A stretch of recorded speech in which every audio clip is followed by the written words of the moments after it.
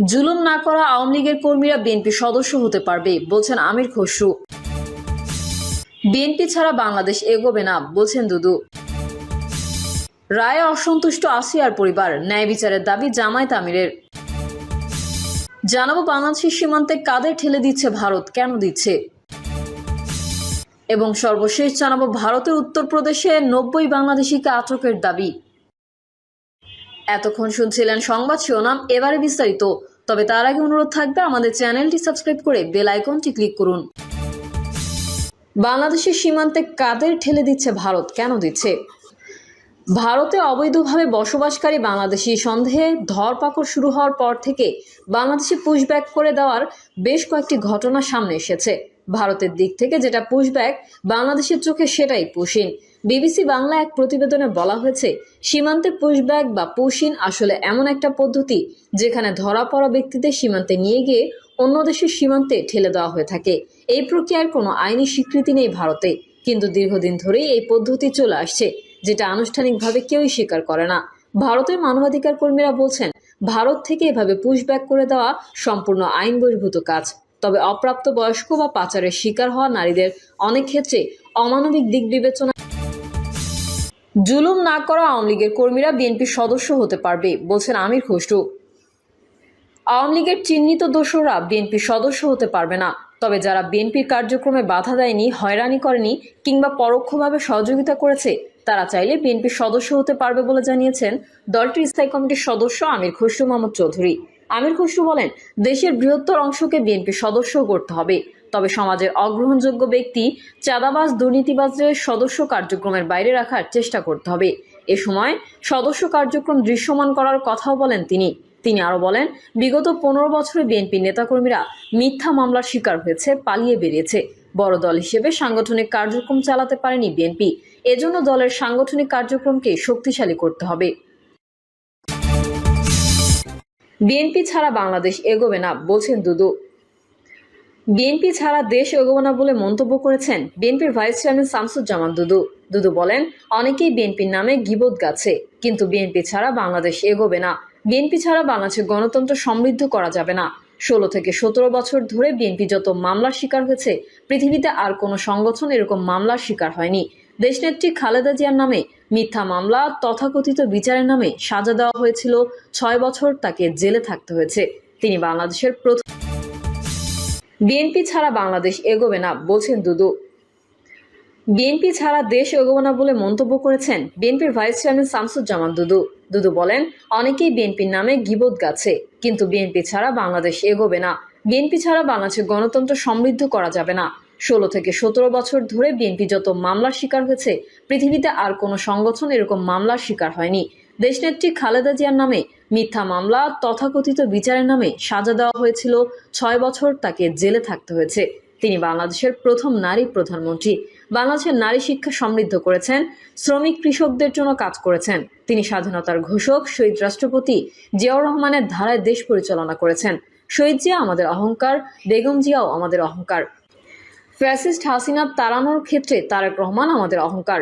প্রধান উপদেষ্টার উদ্দেশ্যে তিনি বলেন, ডক্টর ইউনূস ভালো লোক, কিন্তু এই 8 মাসে তিনি তার নিজের ক্ষেত্রে, তার প্রতিষ্ঠানের ক্ষেত্রে যে কাজ করেছেন তাতে আমাদের আপত্তি নেই, কিন্তু নির্বাচনটা দেন। বিএনপি এই নেতা বলেন, মহান আল্লাহ তাআলা শহীদ জিয়াকে বাংলাদেশের নিয়ামত হিসেবে পাঠিয়েছিলেন। তিনি মুক্তিযুদ্ধ স্বাধীনতার ঘোষণা করেছেন, রণাঙ্গনে যুদ্ধ করেছেন, দেশের রাষ্ট্রপতি হয়েছেন, কিন্তু তার নামে একটা প্লট নেই, গাড়ি নেই, বাড়ি নেই, ব্যাংক ব্যালেন্স নেই। এখন একজন সংসদ সদস্য হলেই তো প্লট নেয়, গাড়ি নেয়, কিন্তু তিনি। রায়ে অসন্তুষ্ট আসিয়ার পরিবার, ন্যায় বিচারের দাবি জামায়াত আমিরের।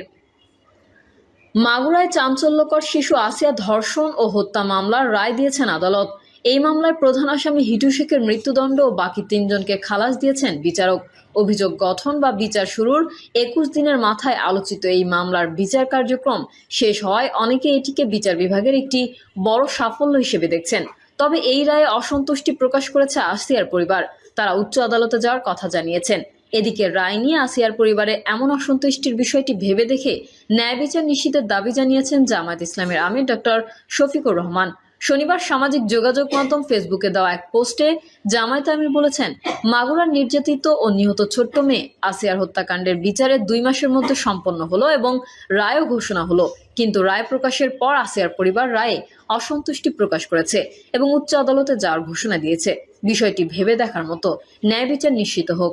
তিনি লিখেছেন, খুনির শাস্তি নিশ্চিত হওয়ার অপেক্ষায় বাংলাদেশের আপামর জনগণ। দ্রুত সময়ে শাস্তি নিশ্চিত হলে লম্পটদের জন্য এটি হবে এক দৃষ্টান্তমূলক উদাহরণ। ডক্টর শফিকুর রহমান আরও বলেছেন, আমরা আসিয়া হত্যাকাণ্ডের বিচারের পাশাপাশি বরগুনার শিশু মেয়েটির যার ইজ্জত লুণ্ঠন করা হয়েছিল তার পিতা মন্টুচন্দ্র দাস হত্যাকাণ্ডেরও বিচার অতি দ্রুত দেখতে চাই। বাংলাদেশের সীমান্তে কাদের ঠেলে দিচ্ছে ভারত, কেন দিচ্ছে? ভারতে অবৈধভাবে বসবাসকারী বাংলাদেশি সন্দেহে ধরপাকড় শুরু হওয়ার পর থেকে বাংলাদেশে পুশব্যাক করে দেওয়ার বেশ কয়েকটি ঘটনা সামনে এসেছে। ভারতের দিক থেকে যেটা পুশব্যাক, বাংলাদেশের চোখে সেটাই পুশিন। বিবিসি বাংলা এক প্রতিবেদনে বলা হয়েছে, সীমান্তে পুশব্যাক বা পুশিন আসলে এমন একটা পদ্ধতি যেখানে ধরা পড়া ব্যক্তিদের সীমান্তে নিয়ে গিয়ে অন্য দেশের সীমান্তে ঠেলে দেওয়া হয়ে থাকে। এই প্রক্রিয়ার কোনো আইনি স্বীকৃতি নেই ভারতে, কিন্তু দীর্ঘদিন ধরেই এই পদ্ধতি চলে আসছে, যেটা আনুষ্ঠানিকভাবে কেউই স্বীকার করে না। ভারতের মানবাধিকার কর্মীরা বলছেন, ভারত থেকে এভাবে পুশব্যাক করে দেওয়া সম্পূর্ণ আইন বহির্ভূত কাজ। তবে অপ্রাপ্তবয়স্ক বা পাচারের শিকার হওয়া নারীদের অনেক ক্ষেত্রে অমানবিক দিক বিবেচনায় নিয়ে বাংলাদেশে ফিরিয়ে দিয়ে থাকে বিএসএফ। এই পদ্ধতির অবশ্য আনুষ্ঠানিক স্বীকৃতি রয়েছে। কাদের পুশব্যাক করা হচ্ছে? শুধুমাত্র ভারতের গুজরাট এবং রাজস্থানেই গত 3 সপ্তাহে 1000-এরও বেশি মানুষকে চিহ্নিত করেছে ওই রাজ্যগুলোর পুলিশ। তাদের দাবি, এই চিহ্নিতরা বেআইনিভাবে বাংলাদেশ থেকে এসে বসবাস করছিলেন। বিবিসি বাংলা নিশ্চিত করতে পেরেছে যে সম্প্রতি সীমান্ত দিয়ে যাদের পুশব্যাক করা হয়েছে তাদের মধ্যে এমন ব্যক্তিরাও ছিলেন যাদের গুজরাট থেকে আনা হয়েছিল। আবার রাজস্থান থেকে যারা ধরা পড়েছেন তাদের মধ্যে 148 জনের প্রথম দলটিকে বিশেষ বিমানে চাপিয়ে বুধবার নিয়ে যাওয়া হয়েছিল ত্রিপুরার আগরতলায়। বৃহস্পতিবার রাতে ব্রাহ্মণবাড়িয়ার বিজয়নগর সীমান্তে যে পুশব্যাকের চেষ্টা হয়েছিল তাদের মধ্যে কেউ রাজস্থানে ধরা পড়া কথিত বাংলাদেশি কিনা তা নিশ্চিত করা যায়নি। গুজরাট ও রাজস্থান 2 রাজ্যের পুলিশই জানিয়েছে যে বাংলাদেশের যেসব নাগরিকের পরিচয় তারা নিশ্চিত করতে পেরেছেন তাদের সকলকেই ফেরত পাঠানো হবে। উড়িষ্যা সহ অন্য কয়েকটি রাজ্যেও বাংলাদেশের এমন নাগরিকদের ধরা হচ্ছে যারা পুলিশের কথায় অনুপ্রবেশকারী। অবৈধ বিদেশিদের জন্য আইনে কি আছে? আইন অনুযায়ী পুলিশ কাউকে ধরলে তাকে 24 ঘন্টার মধ্যে আদালতে হাজির করার নিয়ম আছে। এই নিয়ম বিদেশিদের জন্য সমানভাবে প্রযোজ্য। সীমান্ত হত্যা নিয়ে দীর্ঘদিন ধরে কাজ করে ভারতের মানবাধিকার সংগঠন মাসুম। সংগঠনটির প্রধান কিরিডি রায় বলেছিলেন, বিদেশ থেকে কেউ যদি পাসপোর্ট ভিসা ছাড়া ভারতে আসেন তাহলে পদ্ধতি হলো তাকে চিহ্নিত করে গ্রেফতার করতে হবে এবং ম্যাজিস্ট্রেটের সামনে হাজির করতে হবে। বিদেশি আইনের 14 নম্বর ধারা অনুযায়ী মামলা হবে। মামলায় যদি সেই ব্যক্তি দোষী সাব্যস্ত হয় তাহলে তার সাজা হবে। সাজা শেষে আদালতের মাধ্যমেই সেই ব্যক্তি যে দেশ থেকে এসেছেন সেখানে ফেরত পাঠানো হবে।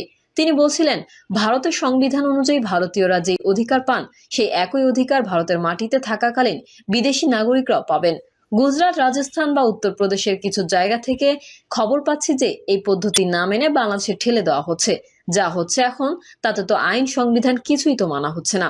সাজা শেষ হওয়ার পরে নিজ দেশে বিদেশিদের ফেরত পাঠানো অবশ্য সময় সাপেক্ষ বিষয়। এমন বহু ঘটনা রয়েছে যেখানে বাংলাদেশি সহ বিদেশিরা অবৈধ পথে ভারতে আসার অপরাধে ধরা পড়ে জেল খেটেছেন, কিন্তু সাজা শেষ হওয়ার অনেক মাস পরেও দেশে ফেরত যেতে পারেননি তিনি। জটিল এক কূটনৈতিক পদ্ধতিতে ওই ব্যক্তির পরিচয়